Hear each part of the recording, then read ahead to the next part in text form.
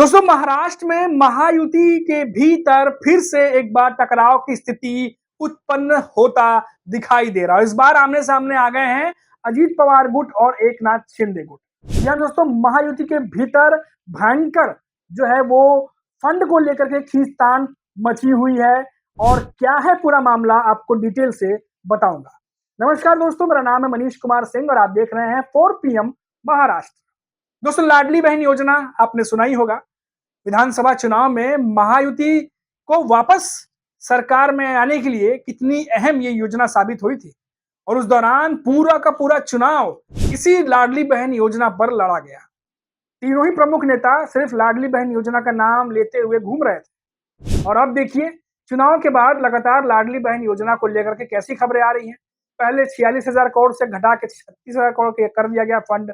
उसके बाद जो लाभार्थी थे, जो लाडली बहन योजना में जो माता बहनें थी, उनकी जो क्राइटेरिया सेट करके कई लोगों का नाम हटा दिया गया, संख्या कम हो गई बहुत ज्यादा। फिर बाद में मालूम चला कि जो गवर्नमेंट के द्वारा जो किसान जो निधि मिलती है उसमें जो लाभार्थी है उसमें भी कई लोगों के 1500 से घटा के 500 कर दिया गया। लाडली बहन योजना के तहत जो रकम मिलनी थी, अब खबर आ रही है दोस्तों कि लाडली बहन योजना को चलाने के लिए अजीत पवार के द्वारा बहुत सारे अन्य विभागों के फंड जो है वो मैनेज किए गए हैं, कट किए गए होंगे। और ये बात एकनाथ शिंदे के जो नेता हैं संजय सिरसाट, उनको पसंद नहीं आई है। सुनने में आया है कि उनके भी कुछ विभाग हैं जिनके फंड जो है वो कट कर दिए गए हैं, जिसकी वजह से संजय सिरसाट काफी ज्यादा नाराज नजर आ रहे हैं।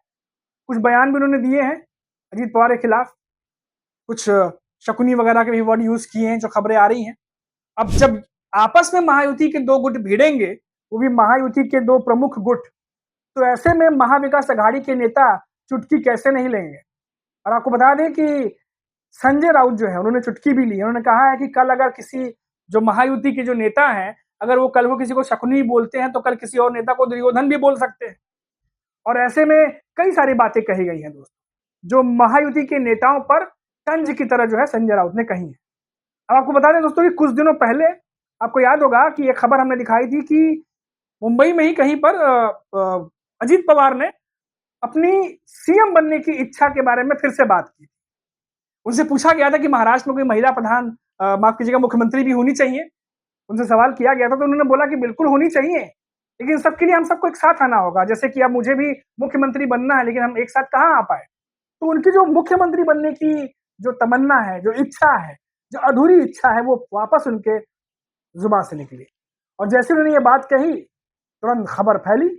अब देखिए, आप भले ही महायुति में सीएम देवेंद्र फडणवीस हो, कभी अजीत पवार ये कहते हैं कि उन्हें सीएम बनना है, कभी उधर एकनाथ शिंदे की तरफ से खबर आती है कि भले ही सीएम देवेंद्र फडणवीस हो, पर जनता के दिल में तो एकनाथ शिंदे हैं। ऐसी बयान एकनाथ शिंदे के नेता देते हैं पब्लिकली।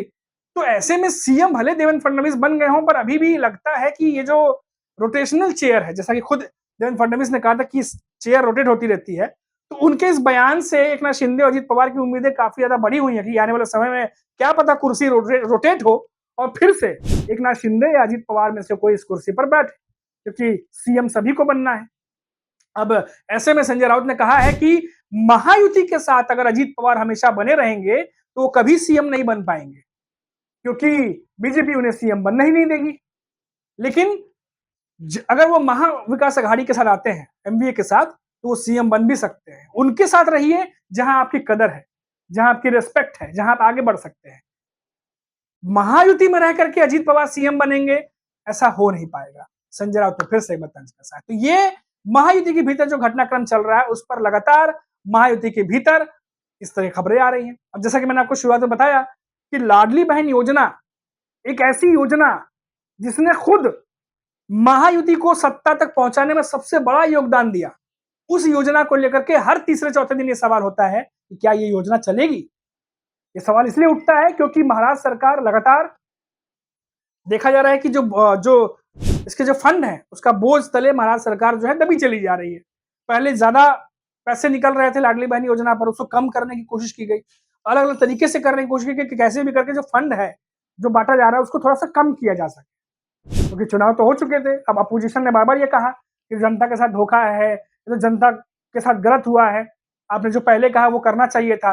1500 से 2100 रुपए करने की बात कही गई थी, ये तो 1500 से और कम होता चला जा रहा है, कई लोग के तो नाम भी बाहर हो गए। तो कई सारे ऐसी बातें भी महाराष्ट्र में हुई और अब ये माना जा रहा है कि जो बचे-खुचे जो नाम है या जो फंड है, लाडली बहन योजना के नाम पे जो देना है, उसको अजीत पवार बाकी विभागों के द्वारा कट करके पैसे जो है वो यहाँ पर मैनेज कर रहे हैं।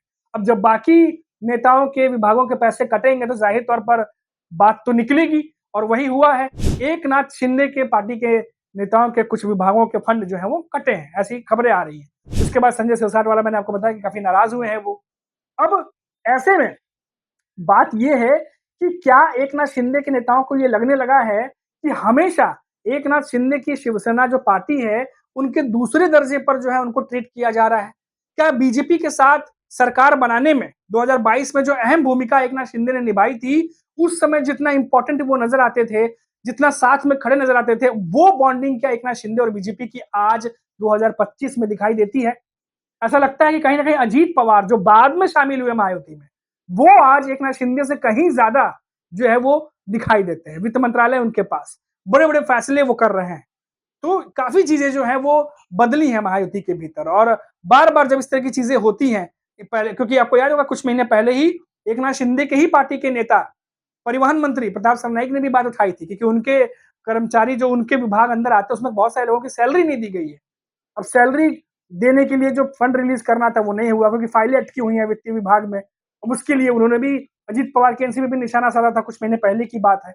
उसके बाद देखा गया कि एकनाथ शिंदे भी नाराज हुए तो उन्होंने भी बात की थी फिर आला मंत्रियों से। तो कई सारी चीजें ये महाराष्ट्र सरकार में चल रही है। अब संजय राउत जो है वो तंज कसते हुए कहा कि ऐसा लग रहा है कि महाराष्ट्र में मायावती के भीतर एक दूसरे को आजमाने का काम चल रहा है, एक दूसरे को आजमाया जा रहा है। और साथ ही साथ कहा कि कौन किसको निगलेगा, निगलेगा तो जरूर, लेकिन कौन किसको निगलेगा ये बहुत जल्द जो है वो दिखाई देगा।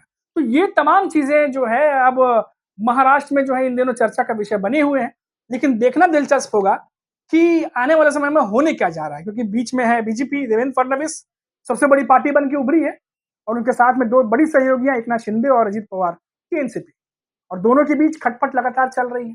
कैसे मैनेज होगा, कैसे चीजें आगे बढ़ेंगी, क्या नेता जो अभी एक दूसरे को निशाने पर ले रहे हैं, क्या ये निशाने पर लेने की जो तरीके हैं, क्या इसमें और तल्खी आएगी या फिर मामला जो है वो सेटल कर लेंगे देवेंद्र फडणवीस, ये देखना दिलचस्प होगा। अभी के लिए इतना ही। आप देखते रहिए 4 PM महाराष्ट्र। नमस्कार।